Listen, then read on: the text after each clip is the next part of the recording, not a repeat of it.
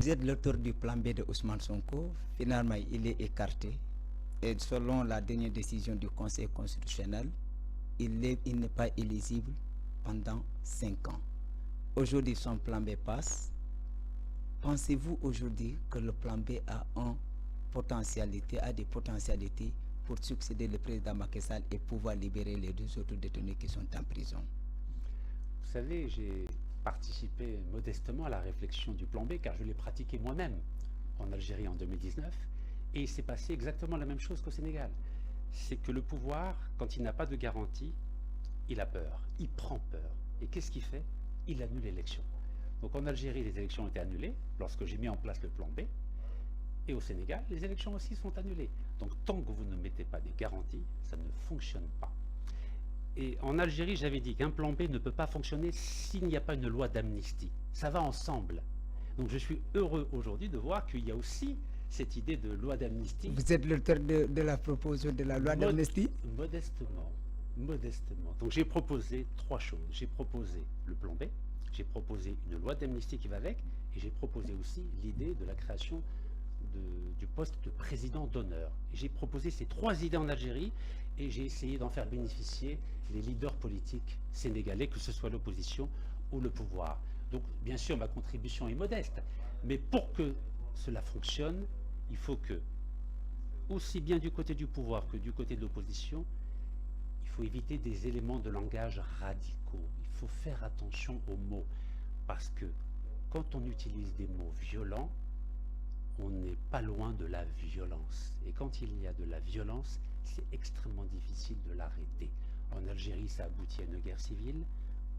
Au Congo, Zaïre aussi. Au Rwanda aussi. Il faut faire très attention à ne pas jouer avec le feu des mots, car lorsque les feux de mots s'accompagnent de feu des armes, on ne sait pas quand est-ce que ça s'arrête. Donc aujourd'hui, vous avez la chance d'être encore dans une démocratie. Oui, certaines libertés publiques ont été bridées. J'ai vu que hier, la manifestation silencieuse avait été interdite pour raison d'itinéraire du cortège. C'est une façon diplomatique de vous dire, en tout cas de dire à l'opposition, discutons, mettons-nous autour d'une table. Nous sommes tous des Sénégalais, quelles que soient nos divergences idéologiques, politiques, sociales, économiques, on peut discuter pour trouver un terrain d'entente. Et je crois qu'il faut que chacun de vous mettiez un peu d'eau dans votre café et évitez la radicalité, car elle sera extrêmement dangereuse pour la stabilité du Sénégal. Et n'oubliez pas que vous êtes entouré de pays qui ont connu ces derniers temps des coups d'État. On a vu ce qui s'est passé au Burkina Faso, en Guinée, au Mali, au Niger. Ne soyez pas le prochain sur cette funeste liste. Et n'oubliez pas que vous faites partie d'un ensemble qui est très important en Afrique, qui est la CEDEAO. J'ai appris que 4 pays ont décidé de se retirer. Je le déplore, car qui va être content de voir que les Africains se divisent? Ce sont les Occidentaux.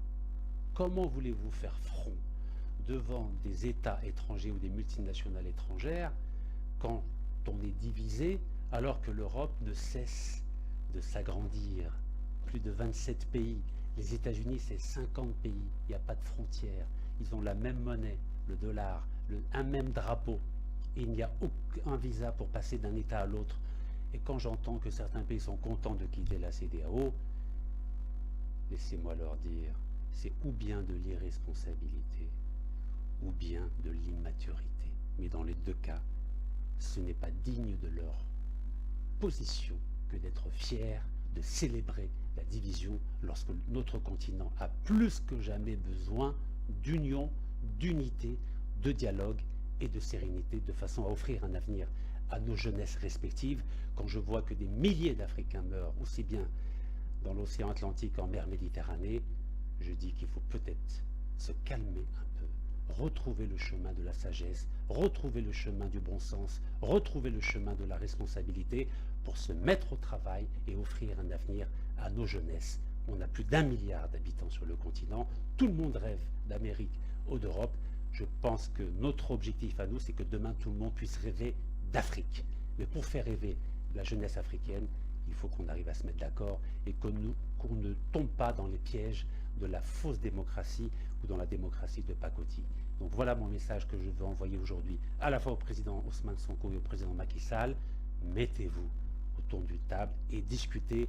Et ce n'est pas grave que d'offrir l'immunité présidentielle dans le cadre de la fonction de président d'honneur au président Macky Sall, aussi bien qu'au président Abdoulaye Wade et ainsi qu'au président Abdou Diouf. Il y va de l'intérêt supérieur de la nation sénégalaise et du Sénégal.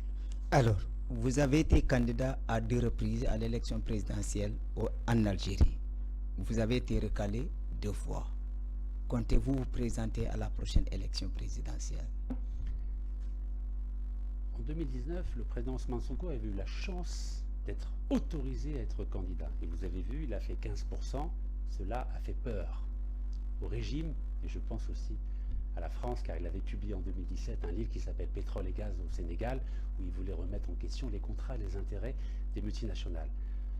Je crois qu'en Afrique, il faut être raisonnable si on veut accéder au pouvoir, car sinon vous aurez des forces qui vont se liguer contre vous. C'est ce qu'on appelle la réelle politique. Donc je n'ai pas eu cette chance en Algérie en 2014 et en 2019, car on a modifié la Constitution pour pas que je ne sois candidat.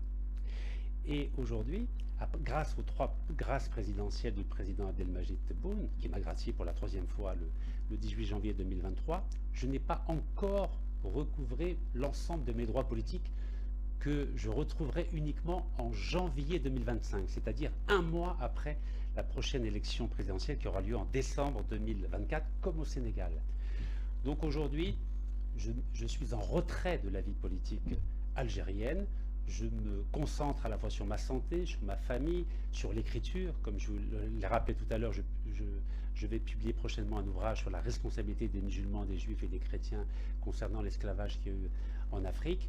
Mais demain, je verrai de quelle façon je pourrai participer, aider à ce que l'ensemble du continent africain puisse demeurer ou devenir une démocratie. Et c'est la raison de ma présence aujourd'hui chez vous, au Sénégal, pour essayer d'aider à mon humble niveau à la fois le président Ousmane Sonko et le président Macky Sall à trouver un terrain d'entente pour que le Sénégal reste une démocratie. Car si le Sénégal reste une démocratie en Algérie et dans d'autres pays, évidemment on va regarder ça de très près.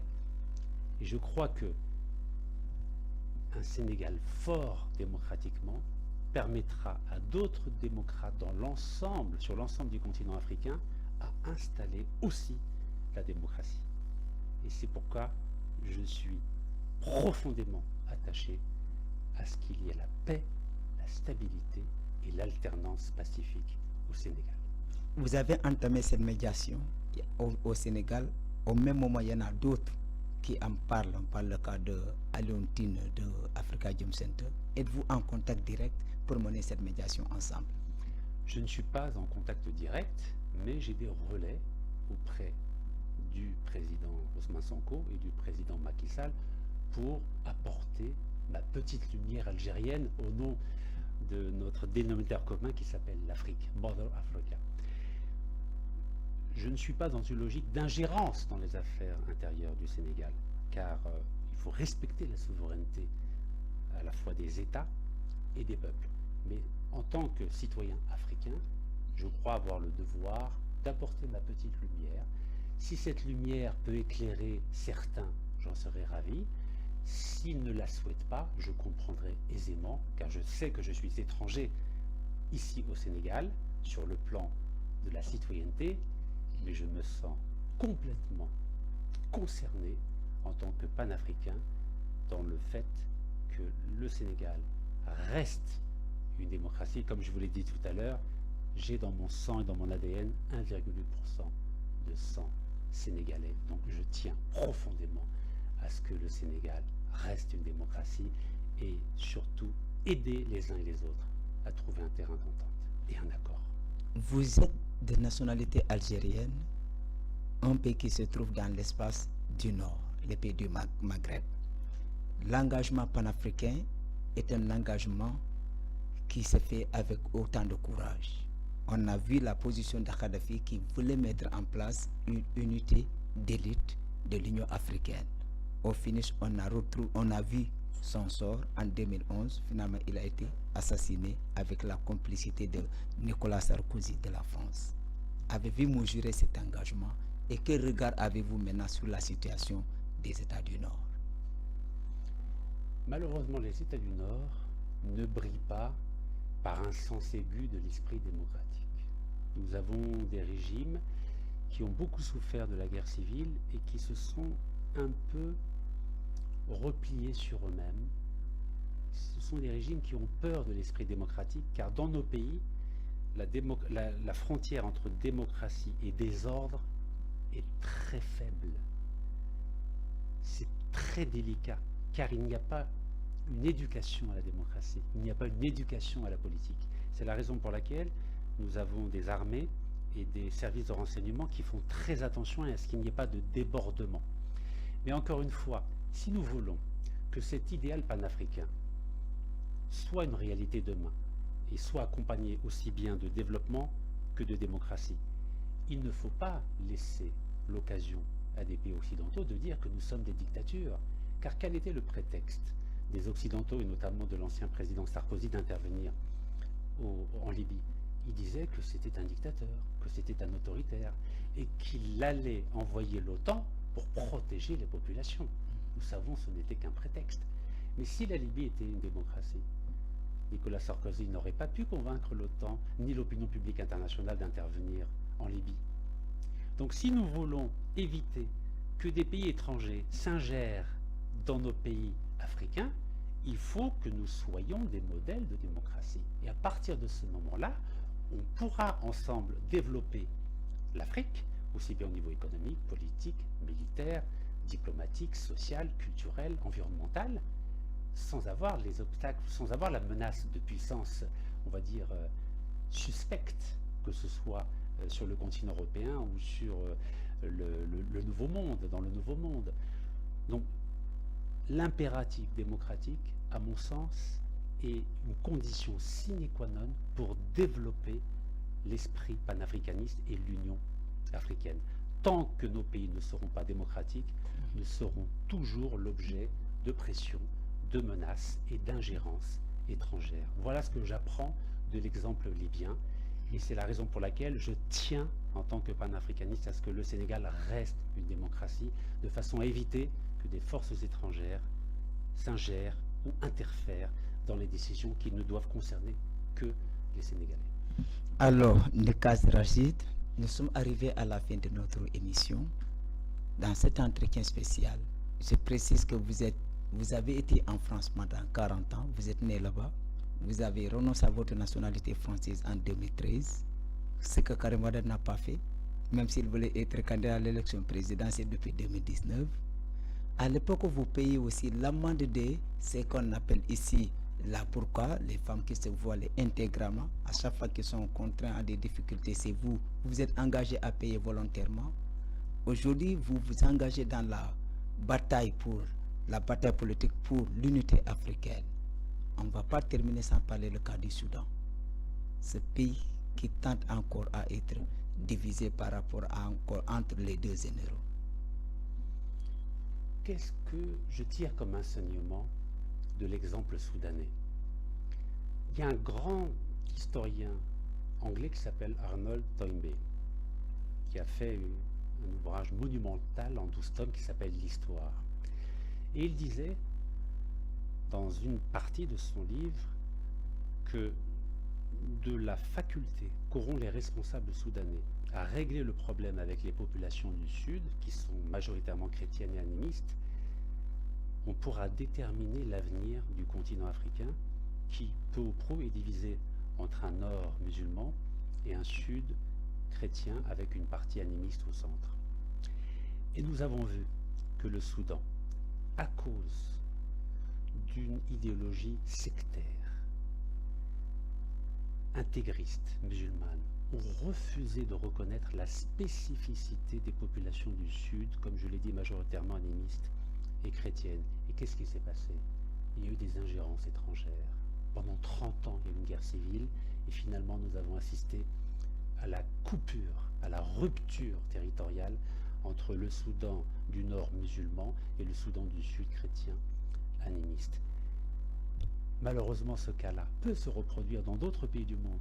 Par exemple au Nigeria, on a vu la guerre du Biafra entre 1967 et 1970. Que s'est-il passé? Les chrétiens ont voulu se séparer du régime fédéral qui était majoritairement musulman. Qu'est-ce qui s'est passé? Des puissances étrangères sont intervenues, les Français, les Anglais, les Américains, etc. 1 million de morts. Cela peut se reproduire aussi dans d'autres pays. En Côte d'Ivoire, on a vu la guerre civile qu'il y a eu entre le clan Gbagbo et le clan Ouattara. Alors, fidèle internet Kewoulo TV, je vous rappelle que nous sommes en entretien spécial avec un panafricain ressortissant algérien du nom de Nika Rachid. Aujourd'hui, les gens parlent de dialogue entre le président Macky Sall et son opposant principal, Ousmane Sonko, emprisonné.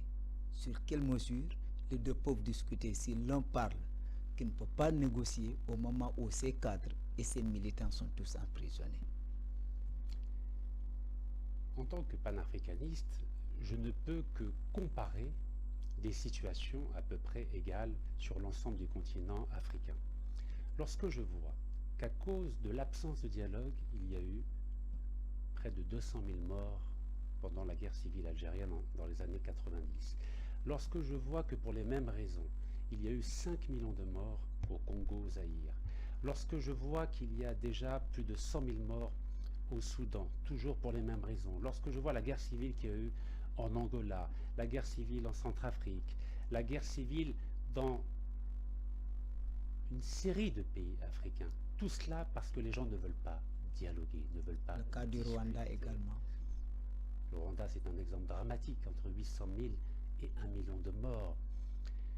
Je crois que le Sénégal, par le fait même qu'il n'a jamais connu de coup d'État depuis son indépendance en 1960, par le fait même qu'il n'a jamais connu de guerre civile, et Dieu merci, alhamdoulilah, je crois que vous êtes devenu un peuple un peu trop exigeant. Vous avez, on va dire, des standards démocratiques très élevés, et c'est tout à votre honneur. Le fait, par exemple, qu'il y ait eu 3 décès depuis une semaine, paix soit sur leurs âmes, pour vous, c'est insupportable. Et vous avez raison, c'est insupportable, car le sang d'un citoyen sénégalais est sacré. Et vous avez raison, et la douleur de leur famille, et bien sûr, est terrible. Et je compatis à leur douleur, et je leur présente toutes mes sincères condoléances.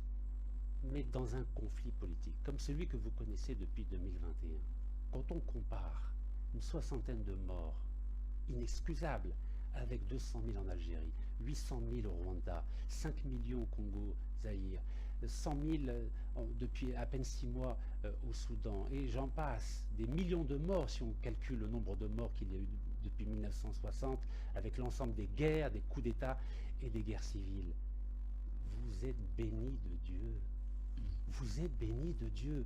Et je crois que ce n'est pas un crime que le président Macky Sall dialogue, discute avec le président Ousmane Sonko, et ce n'est pas un crime non plus pour le président Ousmane Sonko, ni pour son parti, le PASTEF, de dialoguer avec le président et son parti, le président Macky Sall et son parti. Vous êtes des Sénégalais, vous êtes des Africains. Bien sûr, je comprends qu'il y ait des choses qui vous opposent. Oui, il y a eu plus de 1000 personnes qui ont été emprisonnées. Mais en Algérie, vous savez, depuis 4 ans, il y a eu 10 000 personnes. Mais personne ne demande la vengeance. Personne ne refuse le dialogue. Il faut dialoguer, même avec son pire ennemi. Et moi, je n'oublierai jamais l'exemple du président Nelson Mandela. 27 ans de prison. Vous croyez qu'il s'est vengé lorsqu'il est sorti de prison le 11 février 1990 contre les Blancs qui contrôlent jusqu'à ce jour 90% de l'économie sud-africaine? Pas du tout. Il a partagé le pouvoir avec les Blancs, avec l'ancien président Frédéric de Klerk pendant 2 ans. C'était son vice-président. Oui, le président Nelson Mandela était d'abord vice-président et ensuite président du pays. Il a partagé le pouvoir. Il n'a pas expulsé les 6 millions de Blancs. Qu'est-ce qui empêche aujourd'hui le président Ousmane Sonko de dialoguer, de discuter avec le président Macky Sall? Mais il n'a qu'à prendre exemple sur le président Nelson Mandela. C'est quand même une grande figure, non seulement africaine, mais mondiale. Donc je crois qu'il ne faut pas tomber dans le piège de la radicalité. Car j'observe, je lis la presse sénégalaise, je lis les déclarations à la fois des leaders de l'opposition et du gouvernement. S'il vous plaît, Vous êtes un peuple modèle pour l'ensemble de l'Afrique. Ne tombez pas dans le piège de la radicalité ou de la condamnation par défaut, de dire non, je ne vais pas discuter, non, je ne vais pas dialoguer. Pourtant, Ousmane Sonko, dans le passé, a dit, avant d'être en prison, il a dit il n'est pas dans la logique de vengeance. Si le président arrête tout ce qu'il a entamé, les arrestations, tous azimuts de ses militants. Lui, une fois au pouvoir, il ne va pas poursuivre, il ne va pas se venger contre ces dérives. Vous savez, en politique, les écrits restent et les paroles partent. Il faut un écrit en politique. Et où on écrit des engagements, on les écrit dans une constitution. S'il n'y a pas, par exemple, la création du poste de président d'honneur, qui serait réservé non seulement au président Macky Sall en tant que futur ancien président de la République sénégalaise, mais aussi à l'ensemble des anciens présidents de la République, comme le président Abdoulaye Wade et le président Abdou Diouf, qui auront tous les trois le statut de président d'honneur avec l'immunité qui sera associée. Tant qu'il n'y aura pas ce décret et ce texte dans la constitution sénégalaise, le président Macky Sall ne fera jamais confiance au président Ousmane Sonko. Il faut des écrits et dans la constitution. Donc moi je propose aujourd'hui qu'il y ait un dialogue entre le président Ousmane Sonko et le président Macky Sall pour qu'ils se mettent d'accord publiquement, en totale transparence, pour qu'il y ait la création de ce poste de président d'honneur avec l'immunité qui serait associée. Et à partir de ce moment-là, je crois que le président Macky Sall n'aura aucun problème, sera rassuré pour convoquer à nouveau le corps électoral sénégalais pour qu'il y ait des élections dans un délai, je dirais, raisonnable. Selon vous, il n'est pas rassuré, raison pour laquelle il y a ces tentatives de report de l'élection présidentielle. Non seulement il n'est pas rassuré, mais il a raison de ne pas être rassuré. Et je vais vous prendre l'exemple algérien. Lorsque l'ancien président, M. Abdelaziz Bouteflika, a quitté le pouvoir donc en avril 2019, qu'est-ce qui s'est passé? Il n'y avait aucune garantie. Son frère est emprisonné. 18 ministres ont été emprisonnés. 4 anciens premiers ministres ont été emprisonnés. 50 généraux et colonels de l'armée ont été emprisonnés et condamnés à des lourdes peines de 4 ans à 16 ans de prison. Vous croyez que le président Macky Sall n'observe pas ce qui se passe en Algérie? Il est venu le 1er novembre 2022 en Algérie pour assister donc au sommet de la Ligue des États arabes. Il analyse ce qui se passe dans mon pays et il a raison de ne pas faire confiance tant qu'il n'y aura pas des garanties constitutionnelles, quels que soient ses défauts, quels que soient les reproches qu'on peut lui faire. Il faut donner des garanties pour ne pas rentrer dans un cycle de vengeance. Et c'est là où je pense qu'il faut faire une différence entre être un militant, brillant militant comme l'est le président Ousmane Sonko, et être un homme d'État. Quand on est un militant, on est intransigeant. On peut être radical pour avoir la popularité, mais quand on est un homme d'État, on est obligé parfois, malgré soi, malgré le soutien populaire, de faire des sacrifices, comme l'a fait le président Nelson Mandela. Vous croyez que c'était facile pour lui de partager le pouvoir avec les Blancs, qui l'avaient opprimé pendant 27 ans, qui avaient installé un système ségrégationniste de l'apartheid? Vous croyez que c'était facile de dire à la majorité noire, nous devons partager le pouvoir avec les Blancs, nous devons leur pardonner? Non, c'était pas facile. Mais il a eu le courage. Et ce courage-là, c'est pas en tant que militant qu'il l'a eu, c'est en tant qu'homme d'État.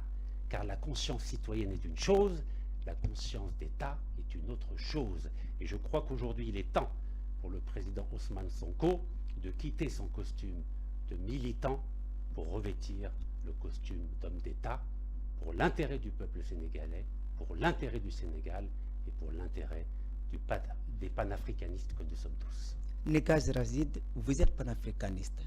Aujourd'hui, quelle lecture faites-vous sur les présidents une fois arrivés au pouvoir? Les candidats, une fois arrivés au pouvoir, dirigent leur pays avec une main de fer jusqu'à s'inquiéter de quitter le pouvoir.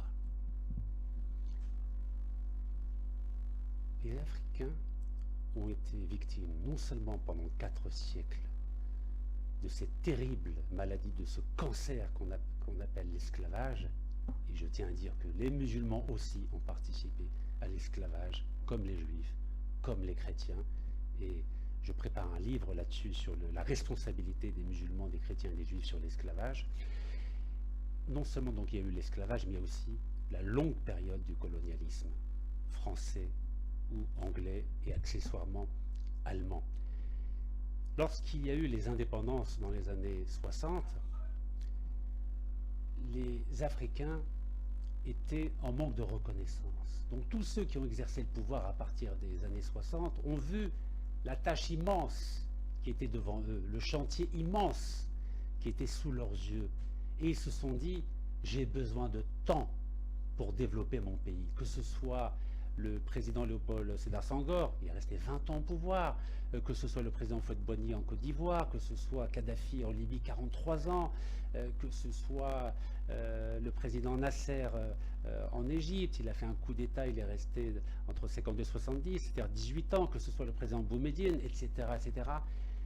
Les présidents africains ont l'impression d'être des surhommes. Je vais même utiliser un terme qui va peut-être fâcher, mais des demi-dieux.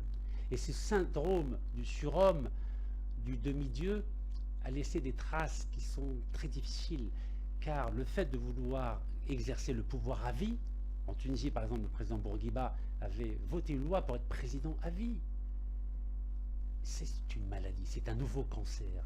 On a eu le cancer de l'esclavage, le cancer du colonialisme, et on a le cancer de l'autoritarisme en Afrique. De s'accaparer le pouvoir. Et de ne pas le lâcher, et même de le transmettre aux enfants. On a vu ce qui se passe au Togo, on a vu ce qui s'est passé au Gabon, on a vu ce qui a failli se passer en Égypte et en Libye. Il faut être extrêmement prudent. Et pour cela, il faut mettre des garde-fous. D'abord, il faut éduquer le peuple à la politique. Parce que faire de la politique sans avoir de formation, sans avoir d'éducation, ça ne sert pas à grand-chose. Aujourd'hui, il y a une conscience politique en Afrique, et notamment au Sénégal. Mais je crois que cette conscience politique, elle n'est pas accompagnée de sagesse politique. Pourtant, dans la culture musulmane, on apprend à être sage, l'hikma, comme on dit en arabe. Et je trouve que les jeunesses africaines ne sont pas sages aujourd'hui. Elles sont dans une logique de rejet. Rejet de la France, rejet des multinationales, rejet des dirigeants, de leurs présidents. Bien sûr qu'ils ont des raisons d'être fâchés, mais en politique, une chose est très importante, c'est de trouver toujours une solution de compromis. Et pour parler du cas du Sénégal, le président Macky Sall, vous croyez que c'est facile pour lui de quitter le pouvoir? Il sait très bien que s'il n'a pas des garanties, demain il sera jugé, condamné et emprisonné comme en Algérie. Il le sait. Donc moi je préfère, dans une logique d'homme politique responsable, dire je garantis l'immunité à monsieur le président Macky Sall et je préserve la sécurité, la stabilité, l'alternance au pouvoir et le développement du Sénégal. Car je crois que le Sénégal aujourd'hui peut faire le sacrifice d'une immunité plutôt à un homme, plutôt que de sacrifier l'équilibre de tout un pays. D'ailleurs, je suis assez étonné d'observer que le peuple sénégalais veut se venger, en tout cas une partie du peuple sénégalais veut se venger du président Macky Sall, mais je ne l'entends pas se venger de 4 siècles d'esclavage. J'étais à l'île de Gorée, j'entends pas des demandes de réparation à la France, à l'Angleterre, au Danemark et à d'autres puissances, à la Belgique, notamment au Congo. J'entends pas qu'on demande qu'il y ait des tribunaux 4 siècles plus tard pour justement juger, condamner, demander des réparations à ces puissances. Je n'entends pas des demandes de procès concernant le colonialisme français ou belge ou anglais. Mais on entend qu'on veut que le président Macky Sall dégage. On veut qu'il paye pour les actions qu'il a commises. Mais à ce rythme-là, il faut être cohérent, cher peuple sénégalais. Si vous voulez faire payer des gens, faites-les payer, depuis les auteurs de l'esclavage, depuis les auteurs du colonialisme, jusqu'à tous ceux qui ont exercé le pouvoir dans ce pays. Il faut être raisonnable.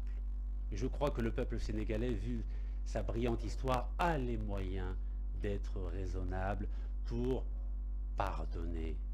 Mais bien sûr, ceux qui ont été victimes depuis 2021, on leur doit des réparations. Et dans la culture musulmane, ça s'appelle le prix du sang.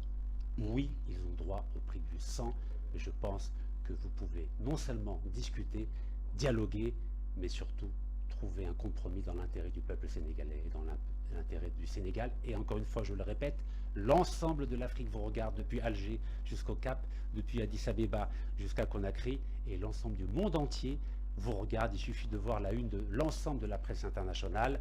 Vous avez un devoir d'exemplarité et vous devez maintenir cet impératif démocratique au Sénégal, car nous en avons tous besoin en Afrique et surtout dans mon pays qui s'appelle l'Algérie.